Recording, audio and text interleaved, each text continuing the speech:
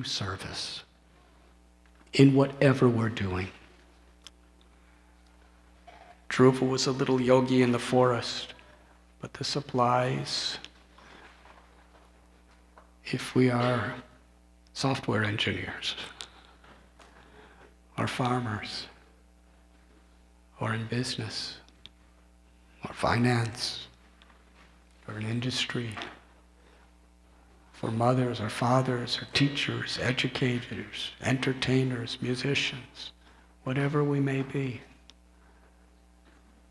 To put that time aside every day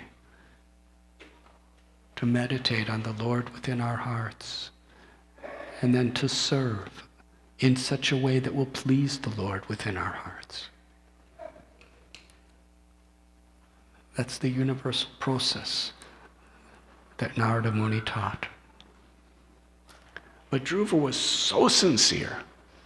He was so determined because he wanted to connect with Purusha, with the Supreme, with Krishna.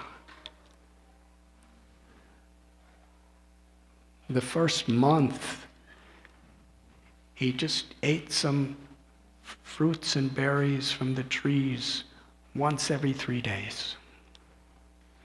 The second month, he just ate some dry grass and leaves every 6 days. The next month, he just drank a little water from the river every 9 days. The next month, he just breathed every 12 days. Now, this may sound impossible for you.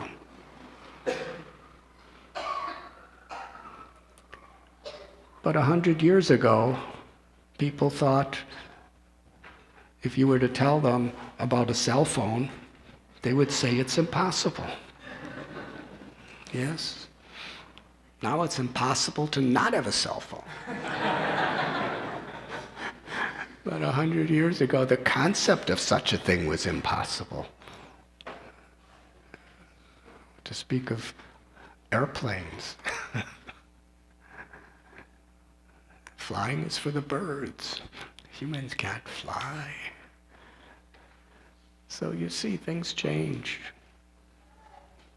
So from the yogic perspective, there are yogis who could do these things. That's not the perfection of life. It's just certain powers and skills that people can attain. And little Dhruva, he had such determination, such sincerity.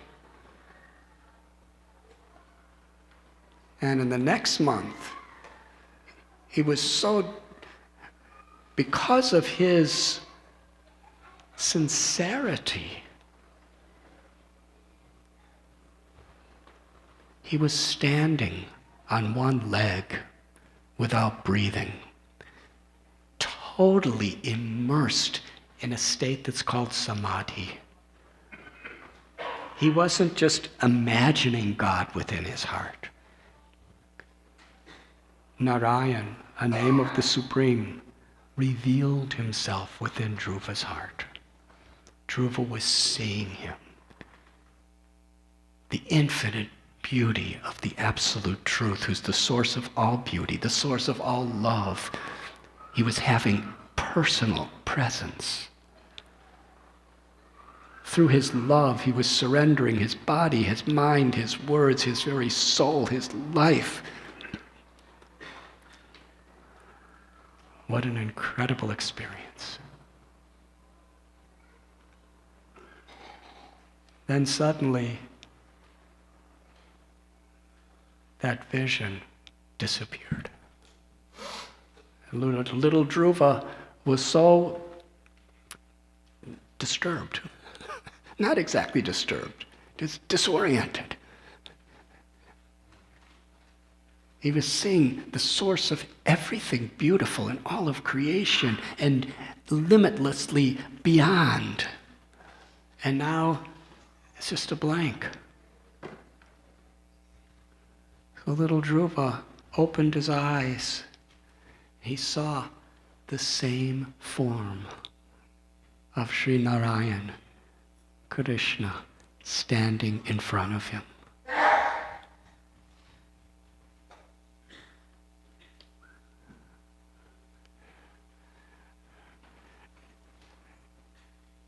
He's still now only about 5.5 years old. He never went to much school. He bowed down. He didn't know what else to do. He was so the greatest of all great.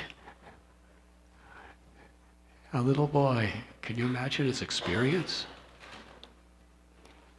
You know, if some little 5-year-old boy in Chicago, or if standing before a famous athlete or a famous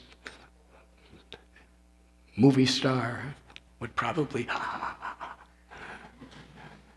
but God, Narayan. Bhagavad Gita, Krishna tells that one supreme person is the source of everything that exists. Sarva karana karanam. The source of all beauty, the source of all skill, the source of all knowledge, the source of all wealth, the source of all fame. Everything everyone wants to be attractive, whatever we see in this world, it's just an infinitesimal little particle of the gift of God's grace. What to speak of being with God? This is Dhruva's experience. And his eyes are open. He wanted so much to say something. Because what are you supposed to do? You say something. You offer your gratitude. You offer some prayer, whatever. But he was speechless. Narayan was holding a conch shell in his hand, and he touched Dhruva's head on it. And with that touch he empowered Dhruva with such incredible poetic eloquence and profound realizations. In the Srimad Bhagavatam, the prayers of Dhruva are there.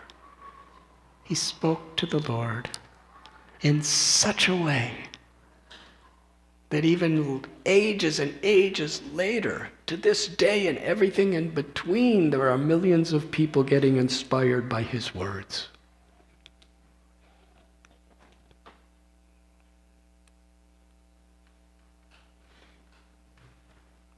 After giving a wonderful appreciation, glorification of Narayan, of Krishna,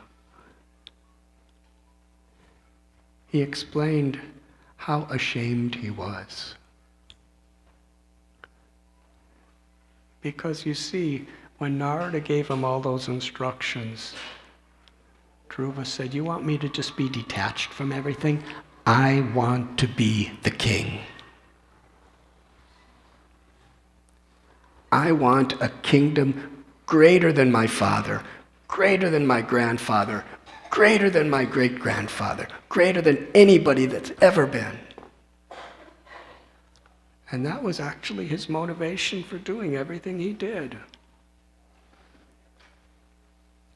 But through the process, Om Apavitra Pavitro Va, through the process of bhakti yoga, although he was doing it for material prosperity and power, he became completely purified of all those things. And he was actually ashamed. He said, "My Lord, I was coming to you for all these materialistic things. I don't want them."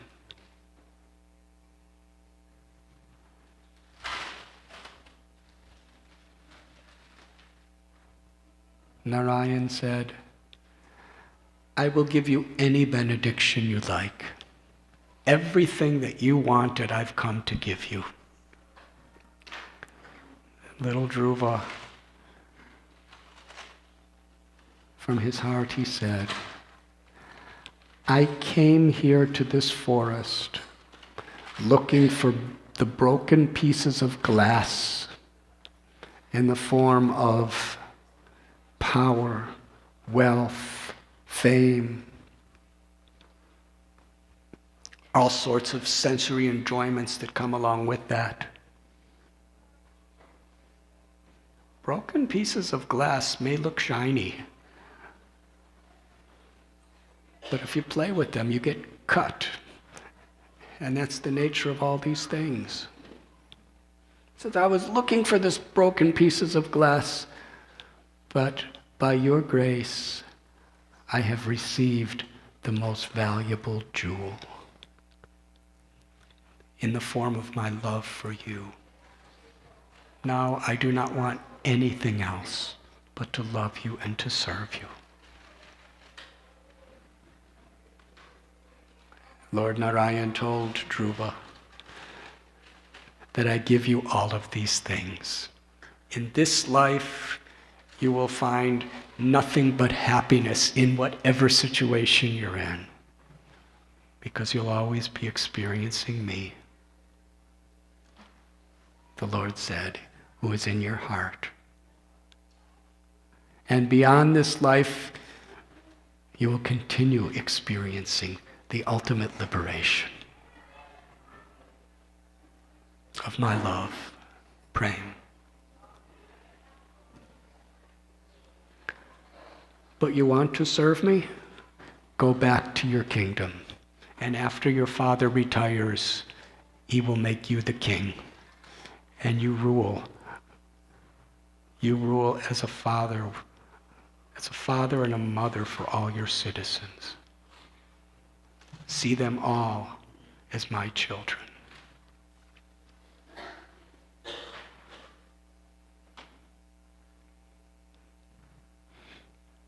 When Dhruva returned, Narada went and told the king that he's coming back.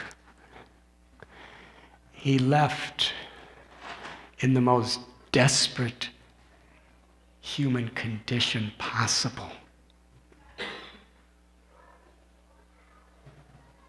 where nobody had any hope that he would ever return. And when he returned, the whole kingdom was waiting at the gateway with a grand festival to welcome him back. He left as a lost little child with a broken heart and returned back a pure, enlightened, liberated soul, who in his love for Kṛṣṇa, within his heart, he was seeing every living being with equal vision. When you pour water on the root of a tree, that water extends to every part of the tree.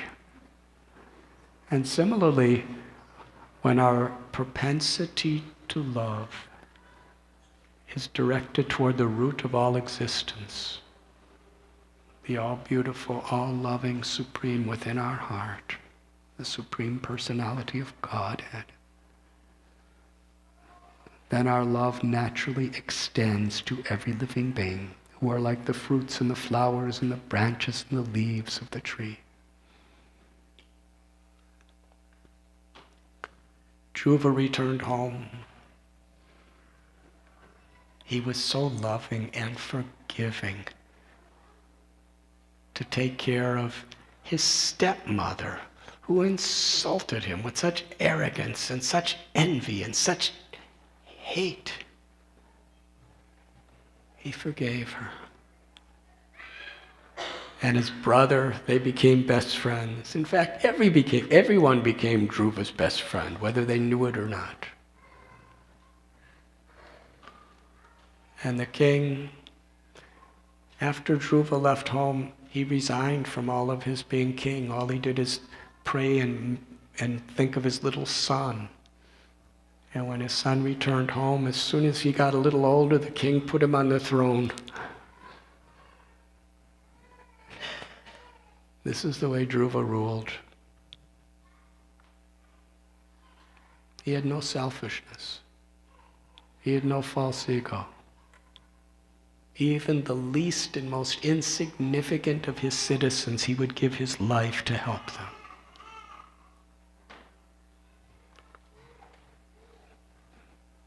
Such leadership is not so common in the world today.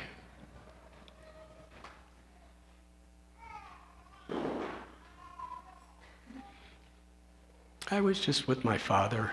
He's 94 years old. He was born and raised. He was born around Calumet City and raised in Chicago.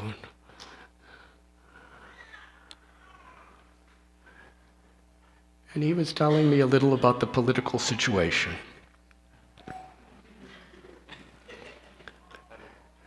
I think some people are talking about politics these days. But ever since I went to India in 1970, and even before that, what is this Democrat and Republican? They may have their purposes and everything, but I never really became anything. But I was thinking as he was speaking, because he said the U.S. Congress, and when he said that, something happened to me. U.S. Congress. There's Republicans and there's Democrats, and there used to be, I think, Whigs and Independents and so many different parties.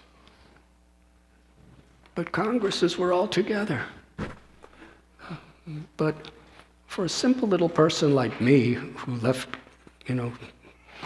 college after one semester, U.S. Congress means the Congress of us. Because U.S., if you spell it, it's us. That means it's the Congress of us. And whatever our party,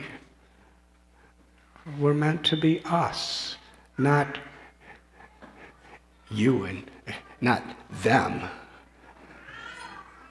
I and mine and you and yours. We may have different views, we may have different ideologies, but us means together we're serving for the well-being of the people.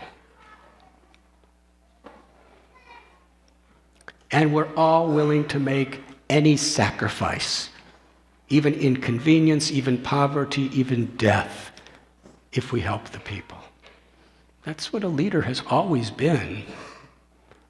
From a spiritual perspective, in any field. And each and every one of us is a leader.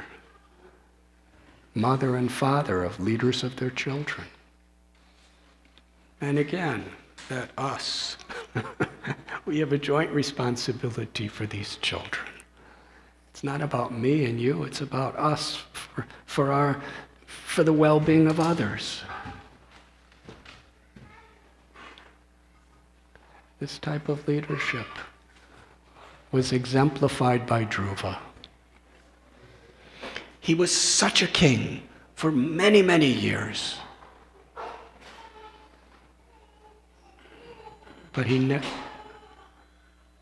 But a great person is a person who never forgets their gratitude to others. To tell the whole story will take many hours, but I'm going to fast forward to nowadays you don't even make that noise when they used to.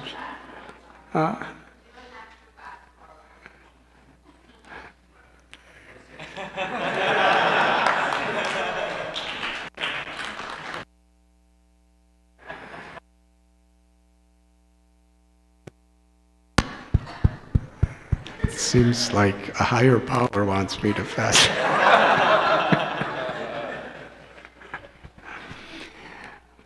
But after Dhruva put a fit person to be the king, he went to Badrikashram, high in the Himalayan mountains, where he didn't take anything with him. He was an example. Because actually he was never attached to any of those things anyway. He was just sitting on the throne for the well-being of other people. Nothing was his. Everything was God's property to be used for the well-being of God's children. He was not the proprietor, he was the caretaker. The caretaker of whatever he had. Caretaker of his skills, caretaker of the role he was playing, caretaker of his wealth, and especially caretaker of all the people within his kingdom, of every species of life, caretaker of the environment, the trees, the air, the water. Real leadership, all of us could have the highest level of leadership and inner satisfaction if we just understand our role as a caretaker of whatever much or little we have. Because the experience of life is not about quantity, it's about quality.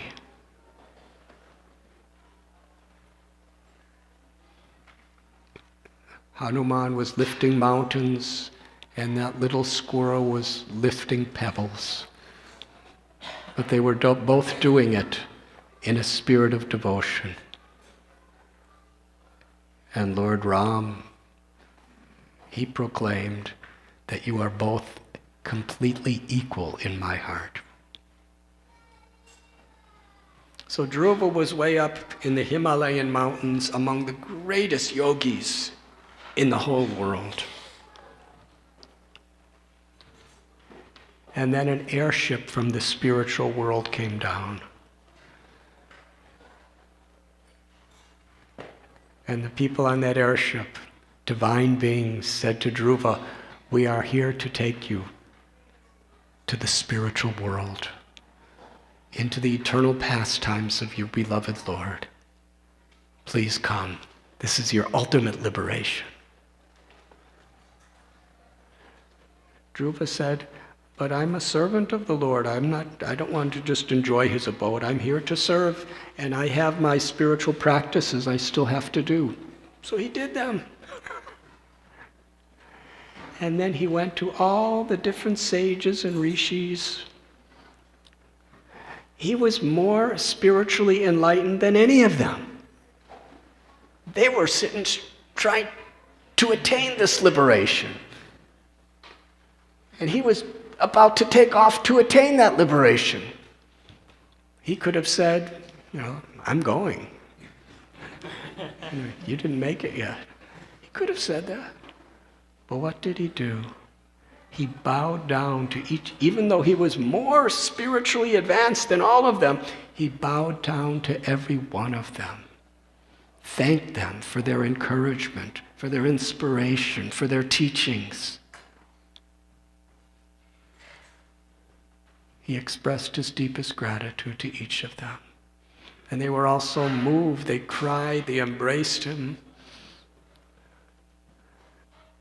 And then Dhruva got in his little ship, beautiful ship. And they were about to go. And he thought something. And I'm going to end the class with this. At least that's my momentary plan.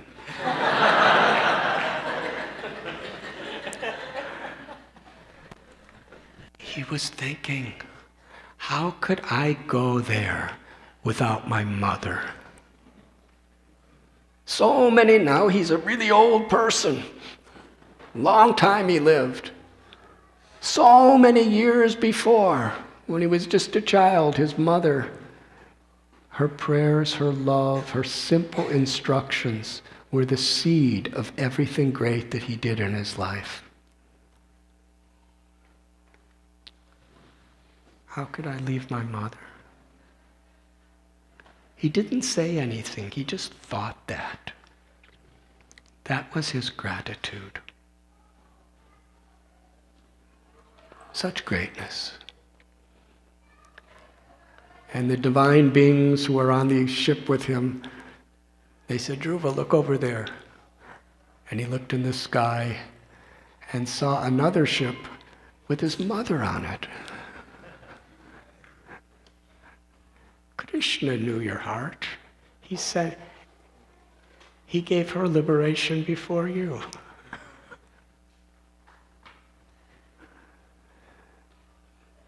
This chanting that we have here at our beautiful temple was given by Srila Prabhupada.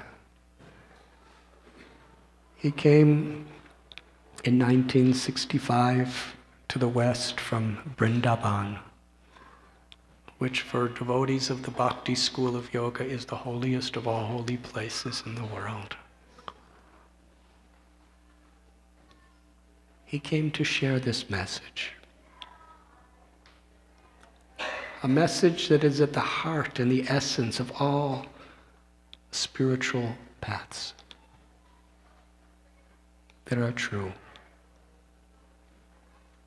This book we're speaking of encapsulates that essence in a particular verse. Savai pong sang paro dharmo yato bhaktir hoksha jaya hoitaki apratihata yayatma suprasidati. The supreme dharma, the supreme religion, spiritual path, duty, occupation. Dharma has many different translations. That supreme dharma is the awakening of the loving devotion to the supreme truth, to Krishna, who has many names, that is within our heart. And to express that love and that intent to love through seva, through service. In order to satisfy the heart, our loving service must be unmotivated by selfishness or arrogance, and uninterrupted by any circumstances. In whatever situation we are, how could I love you? How could I serve you? In my life, I've seen people express that highest dharma of prema, or ecstatic love, as simple monks living in an ashram, as CEOs of international corporations,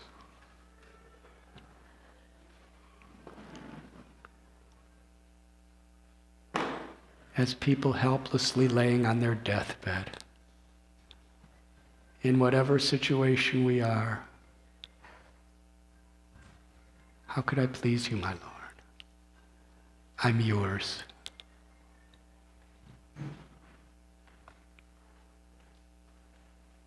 It was the gift of that truth that Srila Prabhupada brought. And as Narada Muni gave Dhruva a mantra, Srila Prabhupada gave us the mantra that the Vedic literatures most recommend for this particular age that we're living in today. Hare Kṛṣṇa, Hare Kṛṣṇa, Kṛṣṇa Kṛṣṇa, Hare Hare, Hare Rama, Hare Rama, Rama Rama, Hare Hare.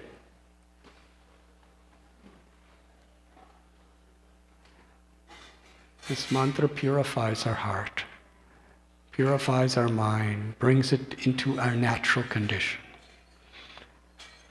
Water is pure, but when it comes in contact with the earth, it becomes muddy and loses its transparency. When we filter the water, we bring it back to its natural state. Yoga, and especially this beautiful chanting of the mantra, is meant to bring our consciousness back to its natural pure state, where we are truly happy. Not on the basis of circumstances, but on the basis of who and what we are, and our connection to the Supreme.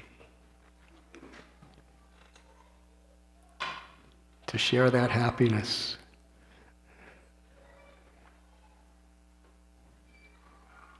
Is what all of our hearts are ultimately looking for. Thank you very much.